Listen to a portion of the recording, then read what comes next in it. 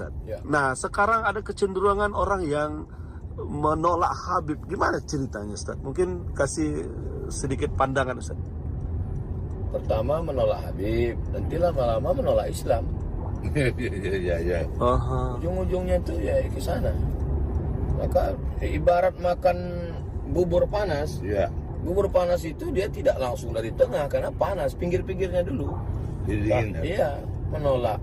Kalau sudah orang kehilangan kecintaan kepada para habaib, hilang kecintaan pada ulama, hilang mahabbah, ya lama-lama ketika Islam dihinakan, dia cuek aja.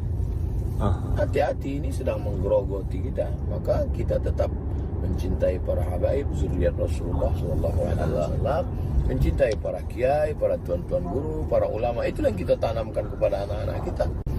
Kenapa Bang Ahmad Ali cinta kepada ulama, cinta kepada para habaib? Karena orang tuanya menanamkan itu. Cerita beliau tentang menimbakan air ya Bang. Ya. Jadi dari kecil kita menyapu halaman, air wudhu dulu ditimba dari sumur. Ya.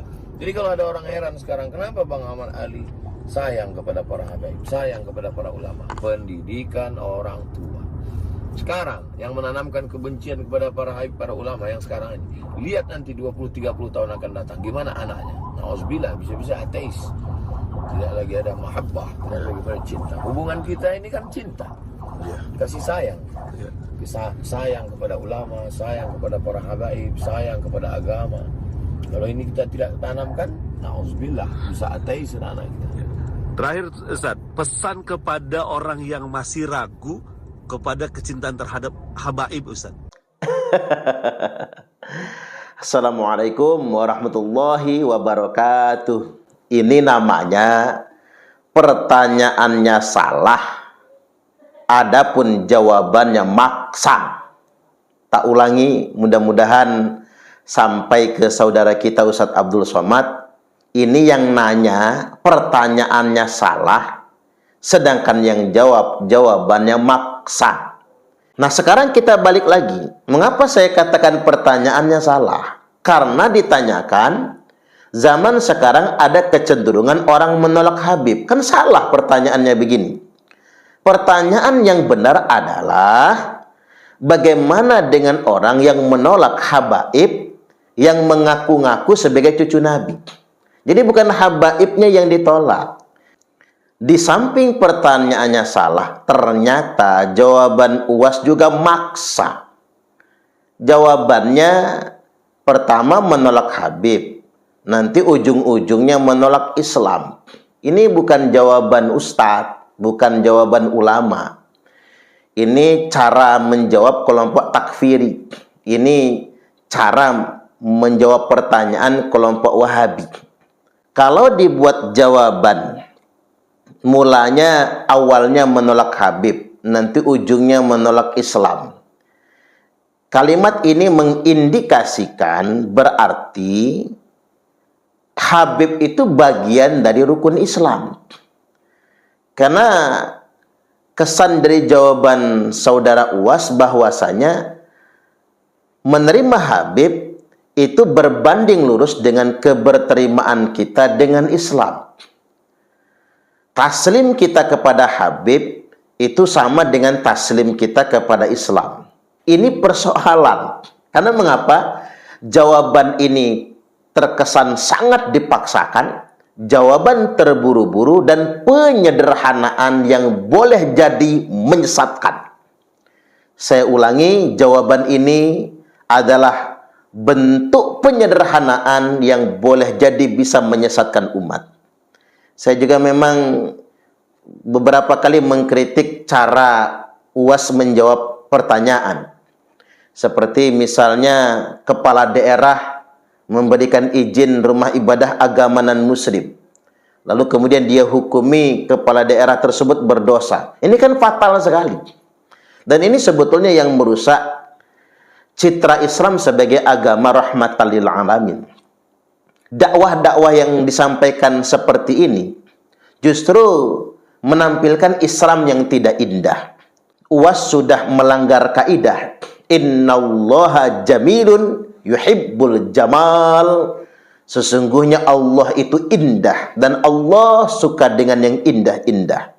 Dan UAS juga melanggar kaidah esensi beragama ini merupakan kemudahan. Yassiru wala tu'assiru, mudahkan beragama ini, jangan sengaja dipersulit alias diperumit. Wabasyiru wala tunaffiru, gembirakan orang beragama, jangan membuat orang lari karena sikap yang terlampau kaku dan menyulitkan. Jadi saya balik lagi, mengapa saya katakan pertanyaannya salah? Mestinya pertanyaannya tuh begini, bagaimana dengan orang yang menolak habaib, yang mengaku-ngaku sebagai cucu Nabi? Jadi bukan habaibnya yang ditolak, tapi hari ini ada klan namanya klan Ba'alwi atau Bani Ba'alwi, yang mereka ini membuat pengakuan bahwasanya mereka ini cucu Nabi. Nah, pengakuan Bani Ba'alwi sebagai cucu Nabi ini ditolak. Nah, mestinya kan pertanyaannya begitu. Bagaimana dengan fenomena adanya kecenderungan orang-orang menolak pengakuan Bani Ba'alwi bahwasanya mereka adalah cucu Nabi? Nah, tentunya untuk menjawab persoalan ini, apa alasan orang menolak? Ternyata alasannya berdasarkan kitab nasab, tidak ada catatan terkait dengan nasab Bani Ba'alwi selama 550 tahun lamanya. Bagaimana orang akan membuktikan dirinya sebagai dzurriyyat Nabi ketika ada kekosongan pencatatan, tidak ada bukti otentik pencatatan selama 5 abad setengah lamanya. Nah, ini penting untuk dijawab. Kemudian yang kedua, berdasarkan kesejarahan, tidak disebutkan nama-nama yang diklaim sebagai leluhur Bani Ba'alwi. Dan secara saintik, secara ilmiah, berdasarkan ayat kauniyah, yakni ilmu DNA. Ilmu DNA ini kan memeriksa fakta penciptaan Allah pada diri manusia. Kan Allah yang menciptakan manusia.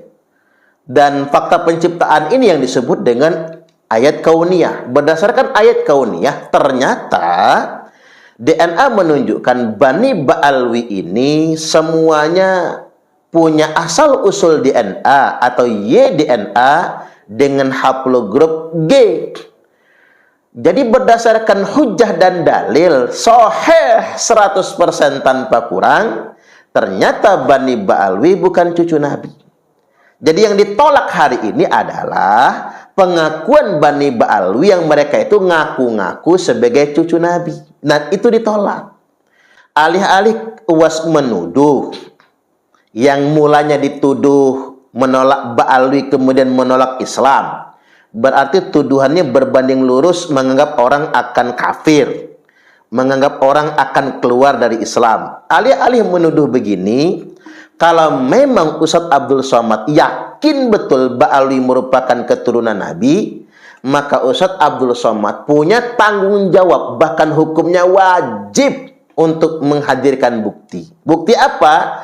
Catatan kitab sezaman terkait dengan nama-nama leluhur Bani Ba'alwi, terutama yang mereka klaim sebagai datuk mereka Ubaidillah. Mana keterangan mengenai Ubaidillah? Mana catatan nasabnya? Saya ambil logika sederhana saja buat orang awam se-Indonesia Raya tercinta. Imam Ahmad bin Isa yang katanya punya anak yang bernama Ubaidillah. Imam Ahmad bin Isa ini wafatnya tahun 345 Hijriah. Dan sama sekali tidak pernah disebutkan sebelumnya beliau punya anak yang bernama Ubaid. Dari wafat beliau hingga disebutkan nama Ubaid sebagai putranya Imam Ahmad, itu ada rentang waktu 5 abad setengah.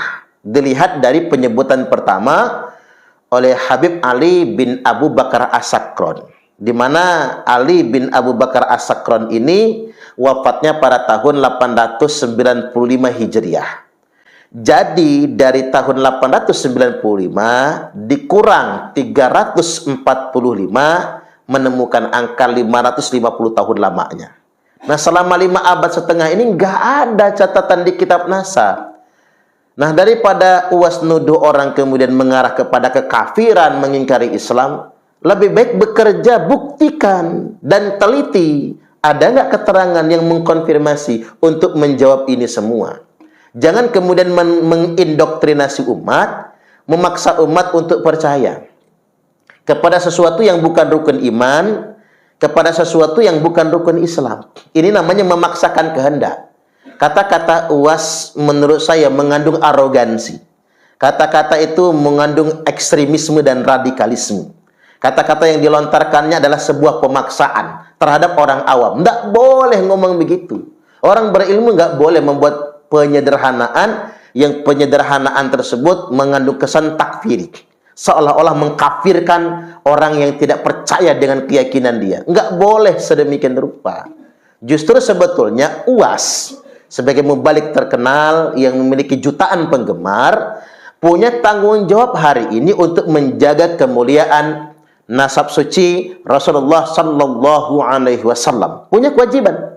Sebagaimana yang difatwakan oleh ulama kita Al-Hafiz Ibnu Hajar Al-Haytami, yang bagi li kulli ahadin ayyakuna lahu ghiratun fi hadzal nasab syarif wa dhabatahu hatta la yantasib ilaihi sallallahu alaihi wasallam ahadun illa bihaqqin. Setiap orang mesti punya ghirah, sensitivitas alias kecemburuan kepada nasab mulia keturunan Rasulullah sallallahu alaihi wasallam. Dan tanggung jawab ulama ini hingga tidak satu pun yang berani ngaku-ngaku cucu Nabi atau menasabkan dirinya kepada nasab suci Rasulullah sallallahu alaihi wasallam kecuali dengan data yang benar. Menurut saya, ketika UAS membiarkan orang ngaku-ngaku sebagai cucu Nabi tanpa data, tanpa bukti, dan mengajak umat percaya begitu saja, berarti UAS sama sekali tidak mencintai dzurriyyat Rasulullah sallallahu alaihi wasallam. Justru kalau kita ingin balik, orang-orang yang hari ini menolak setiap orang yang ngaku-ngaku sebagai cucu Nabi padahal bukan, justru merekalah yang menjaga Islam sesungguhnya, yang menjaga kemuliaan Rasulullah sallallahu alaihi wasallam sesungguhnya, yang telah menjaga ahlul bait Nabi. Bukan orang yang hari ini hantam kromo main percaya, ngaku-ngaku cucu Nabi main percaya begitu saja. Apalagi menggunakan pengakuan sebagai cucu Nabi sebagai alat arogansi. Menurut saya, ada upaya yang dilakukan secara masif untuk melakukan pembusukan Islam dari dalam, termasuk melakukan pembusukan terhadap nama suci Rasulullah sallallahu alaihi wasallam dengan cara ngaku-ngaku sebagai cucu Nabi tapi berharap menjadi warga agama dengan kasta nomor 1, ngaku-ngaku cucu Nabi tapi kelakuannya kontradiktif, bertentangan dengan akhlak Rasulullah sallallahu alaihi wasallam. Menurut saya, fenomena ini adalah fenomena pembusukan terhadap Islam itu sendiri dan pembusukan terhadap nama baik Rasulullah sallallahu alaihi wasallam. Justru sebetulnya orang berilmu, kalau dia kiai, dia ulama, dia ustadz, dia tidak akan pernah membiarkan siapapun yang mengaku-ngaku sebagai cucu Rasulullah sebelum menunjukkan data atau sebelum ada penelitian. Saya juga ingin sampaikan kepada saudara-saudara kami dari Bani Ba'alwi, cobalah antum juga hati-hati. Antum juga wajib bertanya kepada leluhur antum sendiri. Jangan main ngaku-ngaku sebagai cucu Nabi saja. Kan berdosa kita ngaku-ngaku cucu Nabi kalau bukan. Rasulullah sallallahu alaihi wasallam telah bersabda, "Ma min rajulin idda'a li ghairi abihi wa huwa ya'lamuhu illa kafar." Tidaklah seseorang yang ngaku-ngaku yang bukan bapaknya, mengakui seseorang padahal orang itu bukan bapaknya, wa huwa ya'lamuhu, padahal dia tahu itu bukan bapaknya, illa kafar, kecuali pasti dia telah melakukan kekafiran. Makanya termasuk ini ada jualan paspor nasab. Udah jelas-jelas dia bukan keturunan dari marga ini, kemudian dia aku-akukan. Hati-hati, itu bisa jatuh kepada kekafiran. Karena ini nas, ini bahasa nas, bukan karangan kita. Kemudian yang berikutnya, wa man idda'a qauman laisa lahu fihim nasabun falyatabawwa maq'adahu minan nar. Kita ini ngaku-ngaku keturunan dari klan tertentu saja haram. ngaku-ngaku keturunan dari keluarga tertentu, padahal bukan, laisa lahu fihim nasabun, padahal nasab dia bukan dari golongan keluarga itu, klan tersebut, maka fal yatabawwa maq'adahu minan nar, silakan dia menempati kapelingan yang sudah disediakan untuknya di dalam neraka. Jadi ngaku-ngaku bagian dari keluarga tertentu atau klan tertentu saja haram hukumnya. Apatah lagi ngaku-ngaku sebagai keluarga Rasulullah Sallallahu Alaihi Wasallam padahal bukan. Makanya begini, benar kalau kata Kiai Ukit, kalau mencintai ahlul bait Nabi itu wajib, dan mencintai dzurriyyat Nabi Sallallahu Alaihi Wasallam itu adalah wajib, maka khitobnya adalah yang dicintai harus asli, tidak boleh palsu. Saya ulangi sekali lagi, kalau mencintai ahlul bait itu wajib, dan mencintai dzurriyyat Nabi atau keturunan Nabi itu wajib, yang kita cintai harus ahlul bait yang asli, harus dzurriyyat yang asli. Jadi nggak boleh sembarangan. Ketika tidak asli, maka tidak sah cinta tersebut. Maka wajar kemudian ini menjadi wajib, siapapun yang ngaku wajib membuktikannya. Ketika sudah ada dalil dan hujjah yang menyatakan ini bukan cucu Nabi, kita nggak boleh main indoktrinasi seperti yang dilakukan oleh UAS, nggak boleh. Karena mengapa? At-taqlidu ba'da zuhuril hujjati wad dalili haram. Taklid setelah jelas adanya hujjah dan dalil itu haram hukumnya. Jadi ketika UAS mengindoktrinasi orang harus percaya dengan habaib, ini sama saja melakukan tindakan keharaman. Karena mengapa memaksa taklid? Padahal ada dalil, ada hujjah yang nyata yang menyatakan habaib bukan cucu Nabi. Jadi mohon kepada beliau, perbaikilah diksi dan kata-kata, karena kita ini diikuti oleh banyak umat. UAS itu punya jutaan penggemar. Kata-katanya bisa kemudian justru memasukkan umat kepada kegelapan. Jadi hati-hati sekali dalam berkata-kata. Sekarang ingin saya tegaskan lagi, pertanyaan tadi salah fatal. Mestinya Anda jangan bertanya, mengapa ada kecenderungan orang menolak Habib? Pertanyaan yang benar, ada kecenderungan, ada fenomena orang menolak habaib sebagai cucu Nabi. Mengapa ditolak? Karena ada hujjah, ada dalil yang menyatakan mereka hanya ngaku-ngaku, tidak terbukti sebagai cucu Nabi. Begitupun jawabannya, harus berhati-hati. Dari alih-alih kemudian menuduh orang kemudian anti habaib kemudian akan anti Islam, menolak habaib kemudian akan menolak Islam, lebih baik sebagai tanggung jawab intelektual orang yang mengkampanyekan habaib sebagai cucu Nabi, dia punya kewajiban menyodorkan bukti. Kalau tidak, sama saja dia telah membodohi umat ini. Kemudian yang berikutnya, saudara kita UAS mengaitkan ini dengan pendidikan. Anak-anak kita harus diajarkan mencintai ahlul bait. Jadi betul bahwasanya mencintai ahlul bait itu wajib hukumnya. Maka jangan pernah salah mencintai. Fatal sekali. Mencintai dzurriyyat Nabi itu wajib. Tapi ingat, bukan dzurriyyat yang palsu, bukan juga ahlul bait yang palsu.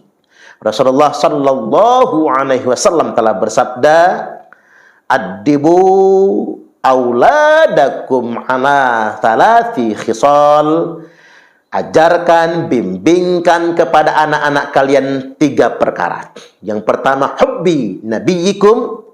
Ajarkan kepada mereka mencintai nabi kalian.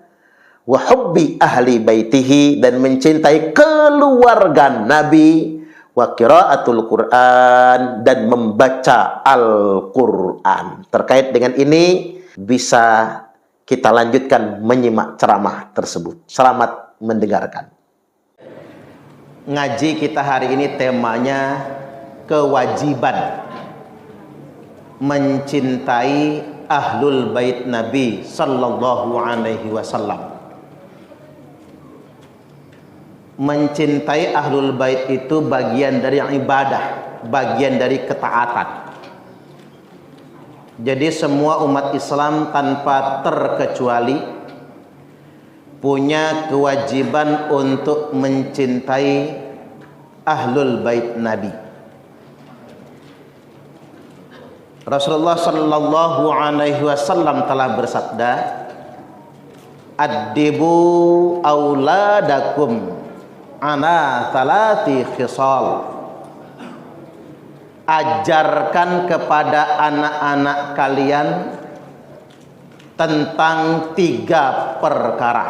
Jadi orang tua diwajibkan mengajar kepada anak-anaknya tentang 3 perkara.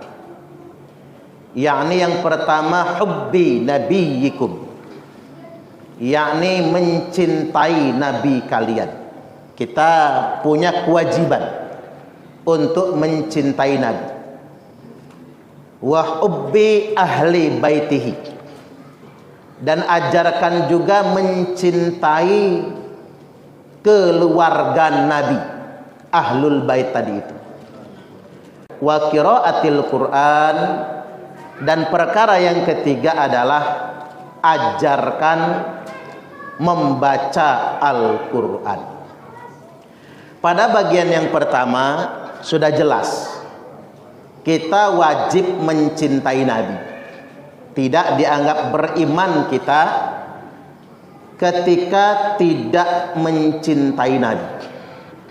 Nah, pada bagian yang kedua, wa hubbi ahli baitihi, ternyata kita juga diwajibkan untuk mencintai keluarga Nabi.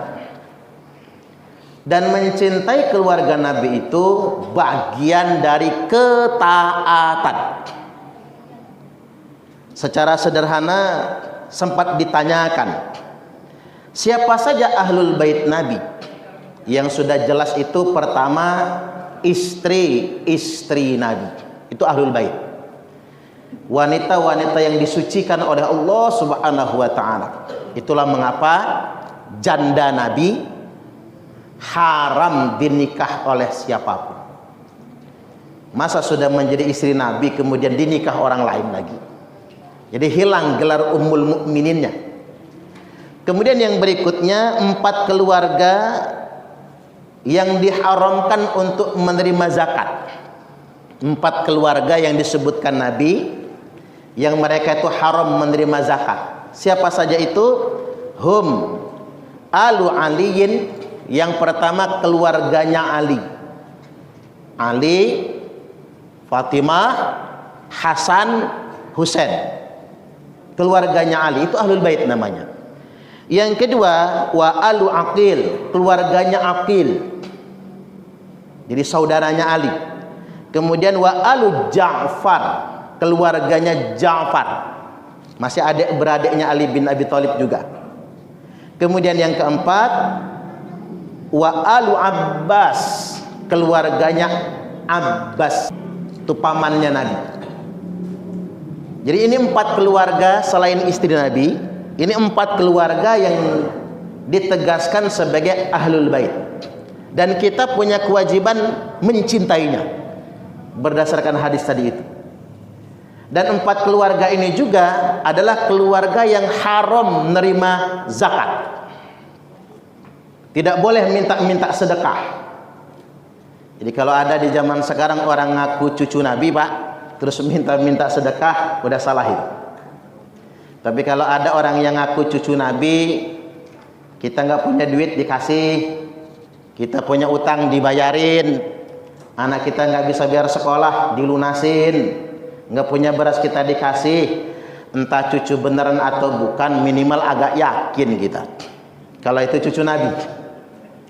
Karena memang sebetulnya ahlul bait itu nggak boleh ndawir, nggak boleh minta-minta sedekah gitu, ngancam ente kaya gara-gara kakek ane misalnya, tolong bagi sebagian harta ente kepada ane, nggak boleh itu.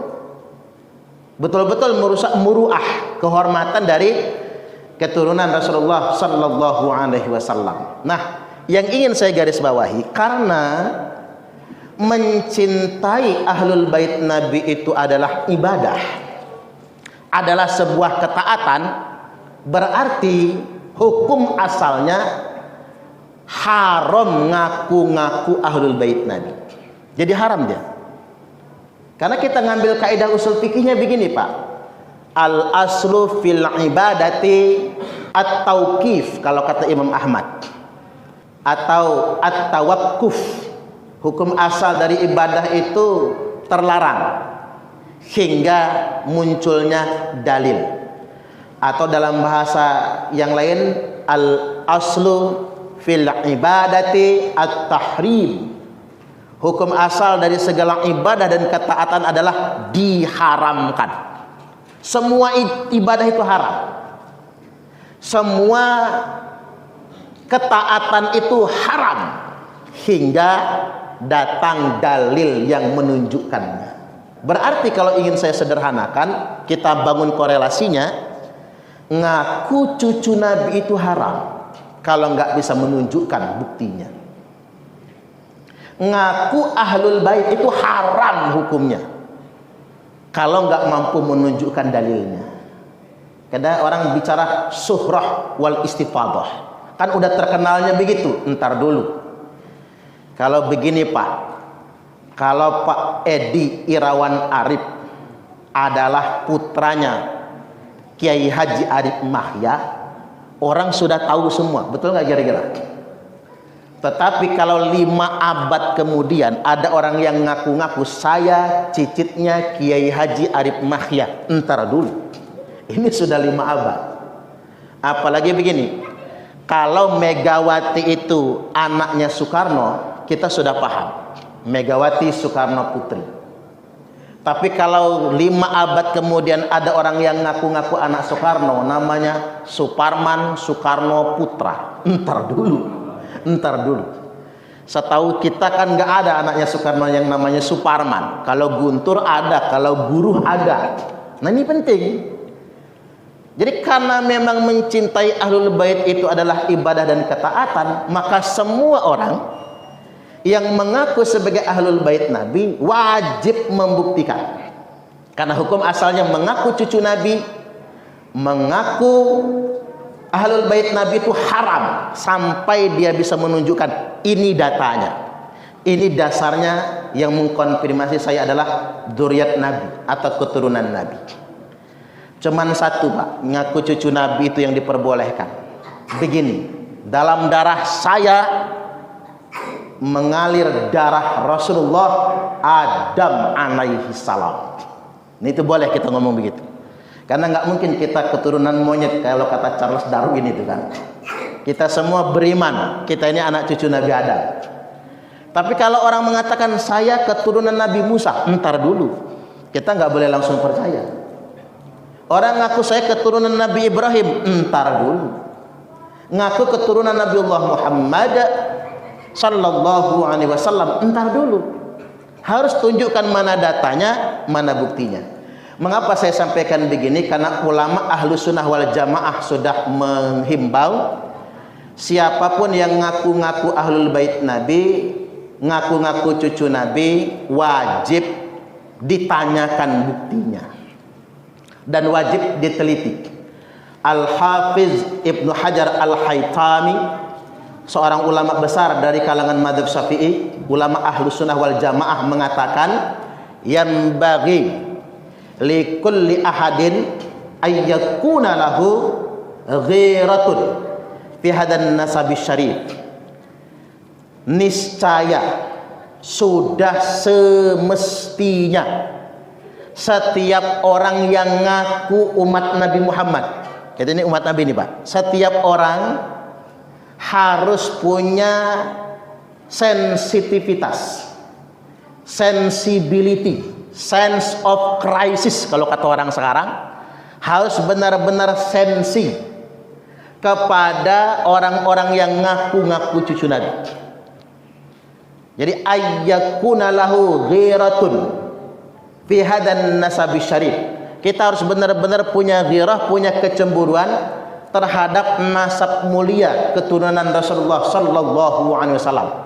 Wa dhabatahu, dan hendaklah dia meneliti, memeriksa jika ada orang-orang yang ngaku keturunan Nabi, jika ada orang-orang yang ngaku ahlul bait Nabi atau dzurriyyat Nabi, ia wajib meneliti dan memeriksa untuk memastikan hatta la yantasib ilaihi sallallahu alaihi wasallam ahadun illa bihaqqin, sampai tidak ada lagi satu orang pun yang berani ngaku-ngaku nasabnya berasal dari nasabnya Rasulullah sallallahu alaihi wasallam. Saya ingin sederhanakan maksud Al-Hafiz Ibnu Hajar Al-Haytami, semua umat muslim, terutama ulama ini. Ya kalau yang awam-awam mungkin gak bisa menelitilah. Semua umat muslim, terutama ulama, wajib hukumnya meneliti dan memeriksa secara mendetail terhadap seorang siapapun yang mengaku anak cucu Nabi, sampai-sampai tidak ada lagi yang berani ngaku-ngaku anak cucu Nabi kalau dia tidak bisa menunjukkan bukti illa bihaqqin, kecuali dengan data atau bukti yang benar. Ini wajib. Mengapa saya sampaikan ini materi malam ini? Indonesia adalah pasar yang paling subur untuk orang yang ngaku-ngaku anak cucu Nabi, Pak. Itu yang jadi masalah. Beda dengan di Timur Tengah, orang nggak percaya. Kalau belum ada isbat, orang nggak percaya di sana. Tapi kalau kita, yang penting hidungnya mancung aja pokoknya. Udahlah ngaku Nabi, ngaku cucu Nabi. Jangankan ngaku cucu Nabi, ngaku Nabi aja banyak yang percaya, Pak, di Indonesia ini. Yang saya paling nggak masuk akal itu agama Jasun, agama Jawa Sunda itu. Nama nabinya Tugimin itu, Pak. Kan nggak masuk akal kan? Agamanya Jasun, nabinya Tugimin. Repot kalau sholat, Allahumma sholli ala sayyidina Tugimin wa ala ali sayyidina Tugimin. Repot kita baca sholawatnya itu kan. Ini masalah ini. Makanya Indonesia adalah pasar yang paling subur untuk itu semua. Makanya kita harus punya kecemburuan. Tapi juga saya ingin ingatkan pada kesempatan kali ini, entoh sebetulnya buat apa sih membangga-banggakan nasab juga kalaupun benar misalnya? Buat apa membangga-banggakan nasab? Dikarenakan begini, Rasulullah sallallahu alaihi wasallam telah bersabda, "Man batta'a bihi amaluhu lam yusri' bihi nasabuhu." Barang siapa yang amalnya lamban, sholatnya malas, ke masjid juga enggak, amalnya lamban, lam yusri' bihi nasabuhu. Nasab sehebat apapun tidak bisa mengejar kemuliaannya. Enggak bisa. Mau anak siapa, Pak? Enggak peduli anak siapa. Karena begini, ini sekarang urusan nasab ini sudah banyak disalahgunakan. Pertama begini, ada orang yang merasa menjadi kasta tertinggi dalam agama. Seakan-akan di Islam ini belakangan ya, Pak. Ada kasta nomor 1, kasta paling mulia. Jadi ini ada cucu Nabi, kasta tertinggi, ada ahwal. Ahwal itu kita nih, orang-orang pribumi yang dikatakan ahwal itu, orang-orang biasa, di mana syarifah kata mereka, yang perempuan haram, hukumnya haram ini, Pak. Oleh mereka diharamkan nikah sama laki-laki pribumi. Ini kan sama saja di Islam sudah menciptakan kasta baru. Padahal dalam peristiwa Futuh Mekah di depan Ka'bah, Rasulullah sallallahu alaihi wasallam telah bersabda, "Innallaha qad adhaba ankum ubiyatal jahiliyah wa ta'adumaha bi abaiha." Sesungguhnya Allah setelah menghapus dari kalian semua kebanggaan, feodalisme, kesombongan jahiliyah, di mana masyarakat jahiliyah itu terbiasa membangga-banggakan nasab, membangga-banggakan leluhur, membangga-banggakan keluarga mereka. Itu jahiliyah. Makanya tadi kita mesti bertanya, Pak, kalau ada orang-orang yang membanggakan nasabnya, nggak mungkin dia cucu Nabi. Karena kalau cucu Nabi setidak-tidaknya dia punya akhlak, walaupun nggak 100% nyontoh Nabi, minimal ada yang dicontoh dari Nabi. Nggak mungkin dia akan membanggakan nasabnya, nggak mungkin. Nggak mungkin dia akan menjual nasabnya. Apalagi tadi, Pak, untuk alat kebanggaan tadi. Apalagi untuk merasa menjadi warga agama kelas 1. Kemudian ada muncul yang doktrin-doktrin yang namanya anak cucu Nabi. saya langsungin aja kalimatnya. Yang namanya habaib, walaupun saya ingin luruskan di sini, Habib itu bukan panggilan buat cucu Nabi, Pak. Kita buka kitab-kitab itu, semua ulama sepakat panggilan buat cucu Nabi itu bukan Habib, tapi Sayyid dan Syarif, Syarifah atau Sayyidah. Tapi kok sekarang Habib? Anggaplah begitulah. Yang namanya Habib walaupun nggak sholat, walaupun ahli maksiat, masuk surga karena matinya nanti husnul khotimah. Begitu Roma Irama buka ke depan, mereka protes. Roma Irama itu mengada-ngada, bukan mengada-ngada, kuping saya sering dengar kok. Di mana mereka mengajarkan kayak gitu modelnya, sering dengar kita doktrin-doktrin yang kayak gitu. Padahal Nabi bersabda, wahai Quraisy, kata Nabi. Nabi kalau nyebut Quraisy sukunya berarti, Pak, sama kayak kita. Hei senak lepung, berarti orang Lampung nih maksudnya. Wahai Quraisy, kata Nabi, la ughni ankum minallahi syai'a. Saya Muhammad nggak bisa nolong kalian kalau kalian tidak bertakwa kepada Allah. Ini Nabi cara sama sukunya, ngurucut. Wahai Bani Hasyim, kata Nabi. Kalau Nabi nyebut Bani Hasyim, Pak, udah mulai klan. Kalau Quraisy itu suku, Bani Hasyim itu klan. Wahai Bani Hasyim, kata Nabi, la ughni ankum minallahi syai'a. Saya Muhammad tidak bisa menolong sedikit pun kalian di hadapan Allah kalau kalian tidak bertakwa. Masuk lagi Nabi, wahai Bani Abdul Muthalib, wahai keturunan Abdul Muthalib. Nah, ini langsung merucut dari suku masuk ke klan, masuk ke keluarga. Wahai keturunan Abdul Muthalib, berarti sesama sesepuh Nabi beserta anak cucunya. La ughni ankum minallahi syai'a. Saya Muhammad tidak bisa menolong kalian sedikit pun kalau kalian tidak bertakwa. Lebih dalam lagi Nabi nyebutnya apa? Ya Fatimah. Ini langsung ke anak nih, Pak. Ya Fatimah, la ughni anki minallahi syai'a. Saya bapakmu Fatimah, tidak akan bisa menolong kamu sedikit pun kalau kamu tidak bertakwa kepada Allah.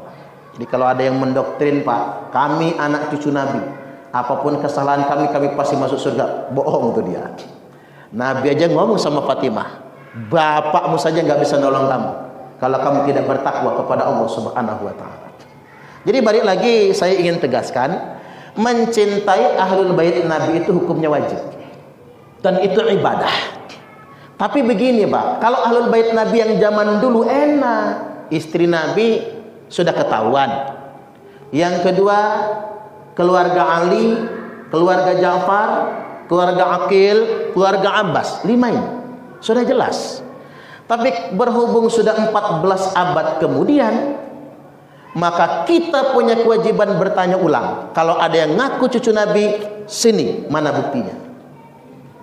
Dan ini kewajiban tentunya bagi para ulama. Semua ulama se-Indonesia raya tercinta ini wajib hukumnya mempertanyakan itu. Kalau ulama tidak mempertanyakan, ulama telah mengkhianati umat Islam.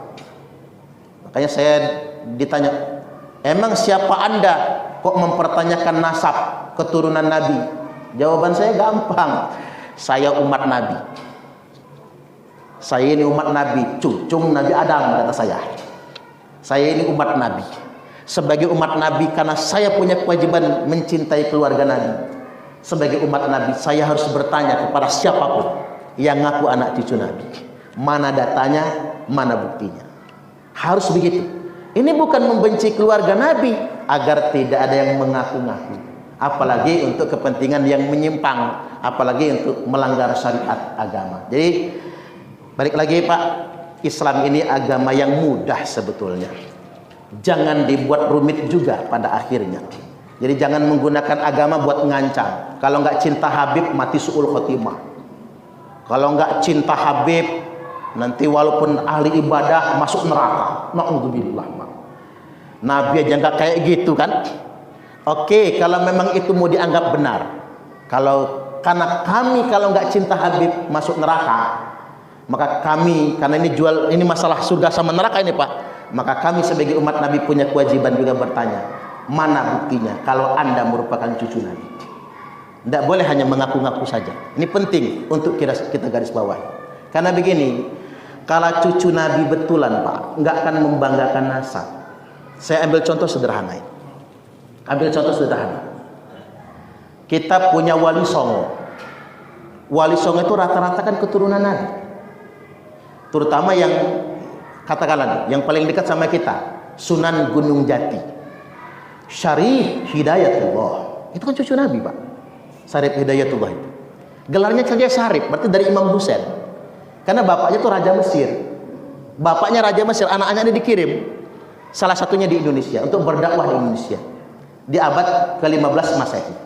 Bahwa Islam ke Indonesia ini, memang sih Islam masuk ke Indonesia itu sudah sejak abad awal katanya.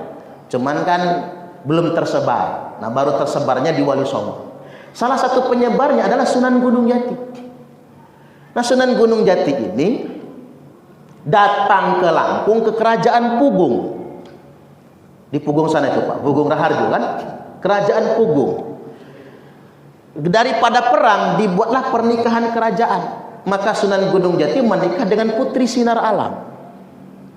Pernikahan Sunan Gunung Jati dengan Putri Sinar Alam itu bukan pernikahan selir, bukan, pernikahan kerajaan. Jadi Putri Sinar Alam, Putri Lampung itu bukan jadi selir, tapi pernikahan kerajaan. Kalau selir pasti dibawa ke Cirebon. Karena bukan selir, tinggalnya di Lampung.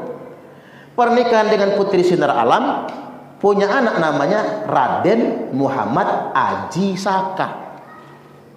Berarti kan nyambung kepada Nabi Raden Muhammad Aji Saka ini, karena turunan laki-laki. Yang di Lampung dikenal dengan Ratu Darah Putih, karena inilah pendiri Keratuan Darah Putih. Raden Muhammad Aji Saka ini punya cicit namanya Raden Intan Kesumaratu I, punya cicit, kan begitu. Nah cicit beliau ini punya anak dua dalam catatan sejarah, nggak tahu kalau anak yang lain dalam catatan sejarah. Anak pertama namanya Raden Imba Kesumaratu II, anak kedua namanya Dalom Kesumaratu. Ini dua anaknya nih. Nah Raden Imba Kesumaratu II perang sama VOC sampai dibuang ke timur Belanda, dibuang sampai mati, dibunuh. Yang istrinya sedang hamil. Begitu sang ayah dibunuh Belanda, sang putra lahir. Nah, sang putra yang lahir ini namanya Raden Intan Kesumaratu II atau Raden Intan II, yang perang melawan Belanda, gugur di usia muda. Kalau tidak salah 22 atau 23 tahun. Belum punya anak. Karena beliau meninggal dilanjutkan oleh pihak pamannya Dalom Kesumaratu, yang disebut dengan Raden Muhammad Jamil itu. Nah sampai sekarang masih ada keturunannya, masih ada. Dan saya sarankan kepada keturunannya, coba tes DNA dulu. Di tes DNA. Kalau J1 berarti nyambung cucu Nabi. Tapi saya nggak pernah ngedengar keturunan Raden Intan mengatakan dalam darah aneh nih mengalir darah Rasulullah. Nggak pernah Pak. Karena memang cucu Nabi nggak mungkin membanggakan nasab, nggak mungkin itu. Karena ini penting. Bahkan begini, saya soal ke keturunan Raden Intan di Kuripan sana itu, yakin nggak kata saya kalau anda ini keturunan Nabi? Saya nggak berani meyakini Ustaz, nggak berani Pak, takut sombong. Tahu kalau kami ini cicitnya Raden Intan, iyalah katanya. Kalau kami ini keturunan Raden Muhammad Aji Saka atau Ratu Darah Putih, iyalah kami percaya itu. Tapi kalau keturunan Nabi, kami takut malah takabur nanti. Nah ini Pak. Dan saya lihat memang keturunan laki-laki dari Raden Intan itu, zuriat Raden Intan I itu kan gede-gede badannya. Enggak normalnya wayah fisiknya orang kita pada umumnya, Pak. Gede besar. Benar kalau dalam catatan Belanda itu ada anak muda di Lampung itu namanya Raden Intan itu yang badan besar, gagah dan tidak terkalahkan dalam pertempuran. Benar itu. Kecuali ketika dia ditipu ya, karena diracun pakai daging kerbau itu. Nah, cuman saya ini mengutip saja. Artinya Lampung punya sejarah loh Pak. Makanya di Lampung ada istilah buaya aji, buaya Rasul kan? Buaya aji, buaya Rasul di Lampung itu kan berarti keluarga Rasul. Tapi mengapa tidak pernah dibangga-banggakan? Karena memang nggak harus dibanggakan yang sedemikian rupa. Tapi bahwasanya kesadaran kita kalau ada yang ngaku anak cucu Nabi harus kita tanya dalilnya apa, datanya mana, kitabnya mana, tes DNA-nya apa, wajib itu. agar mengapa tidak memanfaatkan agama untuk kepentingan tertentu. Baik, sampai di sini kita buka tanya jawab. Saya persilahkan. Pertanyaannya bebas, Pak. Ya, silakan. Kami adalah Laskar Sabilillah, pecinta Wali Songo dan para anbiya, pewaris peradaban Islam di Nusantara hingga berkibar bangsa Indonesia.